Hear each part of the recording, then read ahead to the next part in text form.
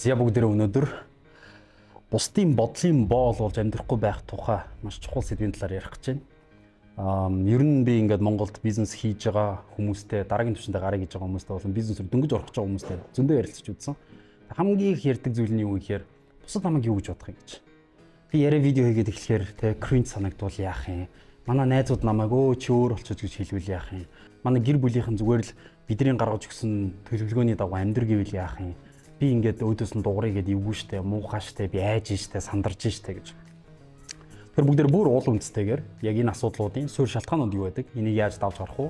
Яагаад чи ийм өчүүхэн амьдралаар амьдрах ёстой биш? Чи энэс илүү амьдралыг хүртэх хэрэгтэй байдлаар бүгдээр өнөөдөр ярилццгаая. Тэр хамгийн ихний зүйл маань айдас гэдэг зүйл хаанаас гарч ирдэг вэ гэдгийг бодох хэрэгтэй. Айдас гэдгийг бид нэр fear гэж хэлдэг англиар. False evidences appearing real гэдэг үгний товчлогоо гэж үздэг. Юу гэхээр чи тархин дотроо ирээдүйд ийм нөхцөл байдал үүсвэл би ийм нөхцөл байдалд унандаа гэж төсөөлөөд тэрэндээ итгээд байна л гэсэн. Тэрнээс биш айдас гэдэг нь яг одоо цаг дээр бодит зүйл биш.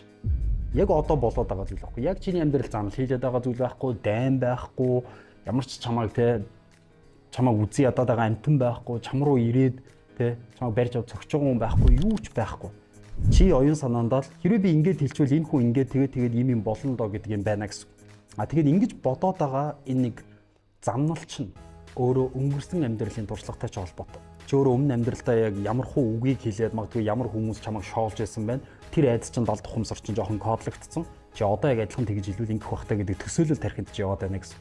Тэгэхээр бүгдээрээ нэг ойлгох ёстой зүйл нь юу гэхээр айдас гэдэг бол өөрөө хуурамч зүйл, энэ хизээч жинхэнэ байгаагүй. Нөхцөл байдал болгон дээр өөр үр дүн гарч болно. Бүх зүйл үргэлж өмнөх шиг байх албатай биш гэдгийг бүгдээр эхлээд ойлгож байна. Хоёрт юу вэ гэхээр spotlight effect гэж нэг зүйл байна. Юу вэ гэхээр хүн өөрийнхөө мэдээж амьдралын төвөнтэй, би өөрийнхөө амьдралын найруулагч, би өөрийнхөө амьдралын гол дүр. Гэхдээ эргэн тойронд хүрээлэн борчныхоо гол дүр нь бол би биш. Энэ хорвоо ертөнцийн 8 тэрбум хүний гол дүр нь би биш. Чи өвхөл чи л өвхөн, чи өвдвөл чи л өвдөн. Чи өгсөн ч хүмүүс маргааш аж амьдралаа өгөөл нар манддагаараа мандал явна. Тэгэхээр энэ чэнэс харах юм бол бид нар өөрсдийн амьдралын төв гэж бодоод бүх зүйлийг өөрийнхөө талаас ургуулж бодоод байдаг үнцэг байна. Хүмүүс намайг харж байгаа да. Хүмүүс намайг бодож байгаа да гэж. Бро, уучлаарай би үннийг хэлье. Хинч чамайг боддгоо төхөө. Чамайг ингээл 24/7 бодоод сууж идэг, чамайг өдрийн бодол шөнийн зүуд болоод зүудлээл те. Одоо намайг ч гэсэн төгөө юу хийж байгаа бол, төгөө юу бодож байгаа бол, төгөө хаана бол, төгөө хоол идсэн болов гэж боддог хүн байхгүй. Тэр хинч чамайг боддоггүй учраас өөрийг чинь бодож ийн гэж бити бод. Гол нь бусдын бодол гэдэг зүйл чинь өөрөө төр зургийн зүйл. Бидний оюун санаа тарих үргэлж ямар нэгэн зүйл дээр тодорхой хэмжээнд төвлөрөөл болоод тодорхой хэмжээнд төвлөрөөл болоод өөр юм дээр фокуслол явж байгаа. Бусдын чамаг гэх бодол бол төр зургих. Харин чиний зорилго бол мөнхийх байхгүй. Тэгэхээр бусад намайг юу гэж бодох бол гэдэг зүйл дээр чи төвлөрөөд өөрийнхөө зорилгыг хаяад байна гэдэг чинь бидний нэг penny wise dollar foolish гэж хэлж байгаа. Чи центэн дээр төвлөрөөд доллар хаяад байна гэсэн. Чи бутархай мөнгө бодоод том мөнгө хаяад байна гэсэн. Тэгэхээр ерөөсөө бусдын бодол бол юм үргэлж богино хугацааны зүйл. Тийм учраас угаасаа хүн чамайг магтаж байгаад муулдаг. Муулж байгаад гинт магтдаг.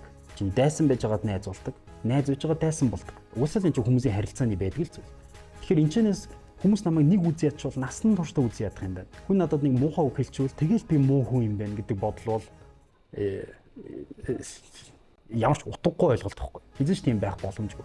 Харин чиний өөрийнхөө амьдралын цаг хугацаа, энерги бүх юм зарцуулаад бүтээмээр байгаа, биелүүлэмээр байгаа зорилго чинь бол хамаагүй илүү бодиттой зүйл. Тэгэхээр тэрэн дээр анхаарах хэрэгтэй. Тэгээ энэ ч бас нэг ойлголт байна. Proactive focus болон reactive focus гэдэг хоёр ойлголт. Proactive гэдэг нь юу вэ гэхээр чи зөвхөн өөрийнхөө хийж болох зүйл дээр л анхаарлаа төвлөрүүлнэ гэсэн. Би өнөөдөр ямар хоол идэж болох юм? Би өөрөө хэдэн килограмм өөхлөлттэй байгаа. Энийг яаж асах вэ? Би яаж борлуулалтынхаа дүнгээ нэмэх үү? Би хинтээ харьцах уу? Би өөрөө ямар хувцас өмсөх үү? Би тэр гадны асуудалд ерөөсөө санаа тавихгүй гэсэн. Нэг бодлын манайхан энийг бол ингээд жоохон хуваа хичээдэг хүн те өөрийгөө номер 1 тавьдаг хүн гэж бодож магадгүй. Үгүй. Хүн болгон юм байх хэрэгтэй. Эхлээд чи өөрөө өөрийгөө арчаа тавж явж дараа нь том юмнуудад санаа тавих хэрэгтэй те. Биед сад гэрээ сад төрөө гэдэг шиг. Тэгэхээр бид нар өөрсдөн дээр эхлээд төвлөрж байгаа байдал бол маш зөв зүйл. Энийг англи хэлээр proactive focus буюу зөвхөн эхлээд өөрийнхөө удирдах чадах зүйлс дээр анхаарах фокус гэж. Харин нөгөөх нь юу гэхээр reactive focus. Reactive гэдэг нь одоо чи action авч байгаа. Гэхдээ reaction буюу ямар нэгэн хүн үйлдэл авахд чи буцааж хариуг уруул үзүүлж яана гэсэн үг. Reaction видео хийх гэж ярьдаг те. Хин нэгний хийсэн контентээр бид react үзүүлдэг. Тэгэхээр reactive focus. Чи бусдын хийсэн юмд л дандаа хариуг уруул үзүүлж амьдрна. Энэ 76-ыг хараа. Энэ 126-ыг хараа. Энэ Монголын нөхцөл байдлыг хараа. Энийг хараа, тэрийг хараа. Энд бүтэж байгаа мал, болж байгаа мал гэл бус дээр л төвлөрөөл бусдыг яриад яваад байна. Зөвхөн өөрийнхөө юу хийж чадах дээр төвлөрөх юм бол заавал төгжрлийн цагаар гэрээсээ гарахгүй болно. Заавал бүх баяруудыг тэмдэглэл тэрэн дээр асар их мөнгө зарахгүйгээр мөнгөндөө гамтаа хандаж болно. Чи бусад чиг заавал шоудаж парадж явахгүйгээр чи тэрүүгээр өөрийгөө хөгжүүлэхдээ зарцуулж болно. Тэгэхээр хүн proactive focused байж чадхал юм бол ерөөсөө амьдрал юм байна, тийм байна гэж яриад байлгүйгээр зөвхөн өөр дээрээ төвлөрөөд өөрийгөө хөгжүүлэх боломж байна гэсэн. Гурав дахь надад хамгийн харамсалтай санагддаг зүйл нь юу гэхээр бусдын бодлоор амьдрдаг хүн өөрийгөө яг үндэ бусдын боолчлолдоор байгаа гэдгийг өөртөө анзаардаггүй. Одоо би ингэ хэлчихвэл хүмүүс намайг ингэ бодчих бах та. Тийм учраас би ингэ хэлчихье да гэж хэлж байгаа хүн байна да. Өөрийнхөөрөө байхгүй байгаа нь илтгэдэг. Шууд мэдрэгддэг. Одоо ялангуяа сүүлийн үед контент protection-ийн дунд аягүй их яригдж байгаа зүйл authenticity гэж. Яг өөрийнхөөрөө байгаа хүн л бусдыг татаж чадж байгаа. Яг тэр үннээрээ байгаа учраас. Харин эсэргээрээ хүмүүс таалагдах гад нэг худлаа өгүүлбэр хэлээд те. Худлаа өөрийгөө дүүргэж яриад ч юм ингээл. Худлаа тоо юм яриад ч юм уу. Бүх юмыг мэддэг юм шиг аашлалч юм. Ингэж байгаа хүнийг бид нар хараа шууд мэддэг. Ер нь бол мэдэрдэг. Нэг шаагаад байна да. Нэг л худлаа pop-род байна да гэдэг. Тэр юу гэхээр authenticity буюу илэн далангүй байдал чинь өөрөө айдасгүй байдлын илэрлэг байхгүй. Бусад намайг юу гэж бодох нь ямар аваатай би өөрөө өөрийнхөө оруулж шин. Үгүй би өөрөөр л амьдрэх шин. Үннээр амьдрж ирж би хол байв шин. Гэдгийг ойлгоцсон хүн шинж. Ерөөсө хоёр сонголт байна гэж ойлгож. Нэг бол чи үргэлж бусдын бодолд таагуулж амьдрна. Үгүй бол чи яг өөрийнхөө амьдрна. Аль нь чиний хувьд илүү үнцэнтэй вэ? Мэдээж чи өөрөө өстэй. Тэгэхээр яг өөрийнхөө бай гэж шийдсэн л бол чи authentic байна гэсэн. Чи яг байгаагаар байна. Яг чи жинхнээр. Одоо миний хувьд би үнэхээр нууж чадахгүйгээр би үнэхээр шонхор сонирхож байна. Үнэхээр би өв соёлоо судалмаар байна. Би үнэхээр бизнес дээр хүмүүс тусламаар байна. Би энийгээ ингээл хийж байгаа харуулж байгаа. Тэг яг ингээд над төгөж шаад байгаа юм шүү гэхээр бро гол нь би яриад байгаа ш би нүгээр амьдраад байгаа юм чи яаж энийг үгүйсэх юм. Тэр ихэнтэй адилхан миний хэлж байгаа зүйл нь юу гэхээр зүгээр үннээрээ байгаад үннээрээ амьдрах юм бол чи хамаагүй илүү хол явна. Хамаагүй илүү нөлөөлөлтөй байж чадна. Эсвэргээрээ нөгөө талдаа үргэлж бусдад таалагдах гэж хичээх юм бол бро ялангуяа орчин үеийн Gen Z Alpha үеийн хүмүүс бол ингээд компьютер гаргаж цугсаар байгаа зүйлд ингээд контент үзсээр байгаад анзаардаг болцсон. Баг ингээд чам үнэрлдэг болцсон. Энэ худлаа, энэ үнэн байна. Энэ хуудууд шууд мэддэг. Тэгэхээр ялангуяа 21-р зуунд ийм амар контент хөгжсөн үед, ийм амар хүмүүсийн мэдрэмж хөгжсөн үед чи хэр оргийн амтныг тархитаж чадна гэж байхгүй боломжгүй зүйл. За тэгвэл магадгүй би өөрийнхөө үннээрээ байлаж гисэн магадгүй миний үнэн маань төгөө хангалттай биш байл яах вэ гэж. Би хангалттай бэлтгэдэггүй олны өмнө гарч ирэхэд арай бэлэн болоогүй тэг хүмүүс намайг шүүмжлүүл яах юм бэ гэж. Миний хувьд бол би бол шүүмжлэлийг маш дуртай хүлээж авдаг. Яг тэр миний гол зорилго өөрөө хөгжих болохоос биш, шүүмжлүүлэхгүй байх бол биш. Төгс жүжиглэх биш. Би хөгжмөр байгаа. Би өсмөр байгаа. Тийм учраас надад шүүмж маш их хэрэгтэй. Гэхдээ бүгдээрээ шүүмж болон доромжлол хоёрын ялгааг ойлгох хэрэгтэй шүү. Чи юм уу ийм хужаа мужаа гэж бичих бол энэ ерөөсөө ч шүүмж биш. Зүгээр л хүнийг доромжилж байна.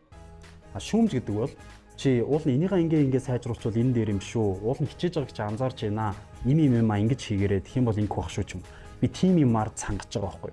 Яг тэр миний зорилго бол улам илүү дээшлэх, улам илүү дараагийн түвшинд гарах. Тэрэн дээр надад шүүмж орж ирвэл би баярлалаа гэсэн. За гэхдээ бас жоохон нюанстай. Ямар хүнээс шүүмж авах вэ гэдэг чи өөрөө бас харьцангуй ойлголттой. Зүгээр нэг гудамжинд ахтаа нэг хөдөө автобусны мөнгө өгөөч гэж байгаа хүнээс би бол шүүмж авахгүй. Ойлгомжтой байна. Харин нөгөө талдаа юу гэхээр миний очихыг хүсэж байгаа цэгт маань очсон. Эсвэл миний тавьсан байгаа зорилгыг зүгээр өдөр тутмынхаа амьдралдаа зүгээр л хийж идэг. Тийм төвшний надаас хол тасарсан туршлагатай, мэдлэгтэй, мөнгөтэй, амжилттай хүмүүсээс бол би үнэхээр шүүмж авмаар. Тэр шүүмж гэдэг зүйл бол надад хэрэгтэй. Би шүүмж зүхтаагаад харин хэрэггүй. Тэр гол зүйл нь өөрийнхөө зорилгыг л тодорхойлж. Чи зүгээр бусдад таалагдмаар байгаа юм уу? Чи зүгээр ямар ч шүүмжгүй амьдрмаар байгаа юм уу? Хэрвээ чи би өсч хөгжмөр дараагийн түвшинд гармаар гэсэн бол шүүмж гэдэг зүйл бол чиний гიშгэг шат. Тэм учраас шүүмжийг эсрэгээр харин эрэлхийл хүлээж ав. Дараагийн миний хэлэх зүйл нь юу вэ гэхээр гэтэл төгөө монголчууд амар нэг нэгээ доромжилж доош нь татдаг штэ тий. Би ингээл контент хийгээл би өөрөө ингээл бизнес хийгээл инхээр манай гэр бүлээс гадуур байгаа найзуудаас илүү бүр гэр бүлийнхэн маань хүртэл намайг доош нь татдаг штэ. Би яах юм бэ гэж. Одоо энд нэг хоёр л зүйл байна. Хүмүүс чамайг юу гэж бодох бол гэдэг бодлоос илүү чи өөрөө юу хүсэж байгаа вэ гэдэг. Тэгэхээр яг энэ нөхцөлд юу вэ гэхээр ерөөсөө бүгдээрээ амьдралын бүр бодит үннийг л яриа л да. Энэ бол чиний л амьдралтай. Чи өөрийнхөө чамд бурхнаас өгөгдсөн ур чадвар өгөгдөл дээрээ дөрвөлжил босч ир. Чи бол дахин давтагдчихгүй. Чи бусдаас тис онд. Чи өөр ингэсэн зорилготой. Чи өөр ингэсэн арга барилтай. Чиний бүх хэм чинь бусдаас өөр. Яг адилхан хүмүүс гэж дэлхий дээр нэг ч байхгүй. Яг хурууны хэтэй адилхан. Тэгэхээр чиний юу зорж байгаа вэ гэдэг чинь Та аав ээж эмээ өвөө эргэн тойрны найз нөхөд бүх хүмүүс буюу бусад хүмүүс гэдэг хэсэгт оруулж байна. Бусад хүмүүсийн чамайг юу гэж бодох вэ гэдгээс илүү хүчтэй байж чадах юм бол чи тэр озооны давхаргыг цоолж гарч чадна л гэсэн. Тэрнээс биш чиний зорилго чинь жижиг байх юм бол чи үргэлж бусдын бодлын боолчлолд орё. Тэгэхээр илүү их хэрэгчлөө, илүү их бүтээлч байдал, илүү их амжилт, илүү их мөнгийг хүсэж байгаа бол дахиад би хэлээ. Өмнөх видеонууд хэлсэн шиг дотгошоогоо өнгийг өөрийгөө build up хийж гаргаж ир. Тэгээд бусдын гадуур байгаа чимээ, тэдний үүсгэж байгаа зүйлс, бусдын амжилт, ялалт, уналт, өсөлт бүр бүх юм. Нийгмийн асуудал, хэрүүл урал бүх юм. Найз нөхдийн хил ам, аав ээжийн хэлж байгаа үгс бүх юм.